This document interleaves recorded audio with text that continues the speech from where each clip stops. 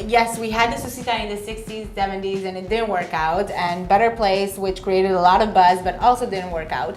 But what's happening now with the whole digitalization era, where the vehicle is becoming much more technological, and we need optic visions and lidars and sensors and AI, and all of these things that are required today for creating this future, this is Israel's strength.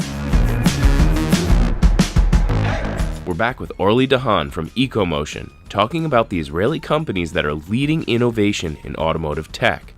The list of success stories is long. Argus was just bought for almost $500 million. Right. Mobileye and Intel, of course, the biggest deal in history. Yes, of course. You have Innoviz, which is getting close to $100 million in rounds, and myself, I saw a big OEM say, I want to invest, and they couldn't add any more investors since it's so much demand.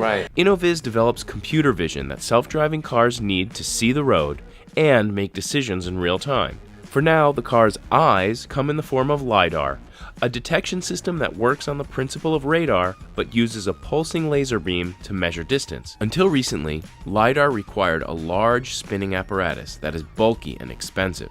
Innoviz has developed a proprietary solid-state device that packs Lidar into a small form factor and has exponentially reduced costs, taking this technology one step closer to mass deployment. Around the time of our tour of Innoviz HQ, the company had just announced that its technology would be included in every BMW by the year 2020. And Innoviz has just announced a deal with HiRain, a Tier 1 automotive component supplier in China.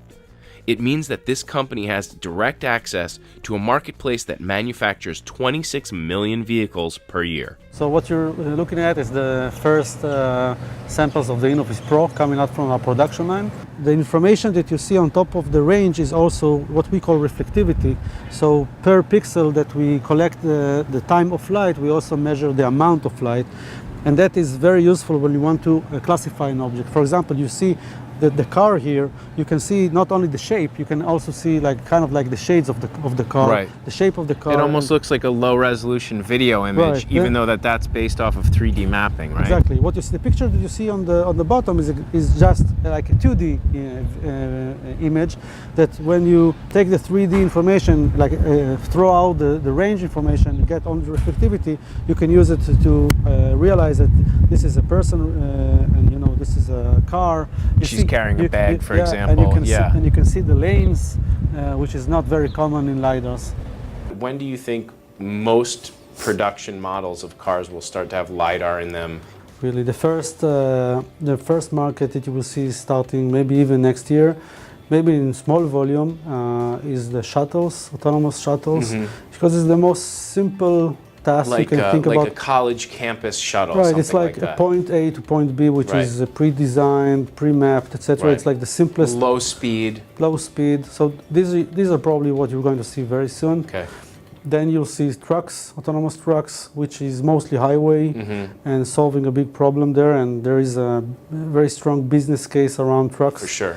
Because of the professional driving. The next step is obviously the next professional drivers, which are the taxi drivers. So you will see robotaxis, and then you'll see the first level 3, like private cars, like a car that you can buy with an upgrade for autonomous driving for autopilot, like the BMW, for example. It all goes down to kind of like maturity of the technology and cost. Of course. And I think we are really a big part of, really enabling this, because without technology that is, really high performance at relevant costs, it won't happen.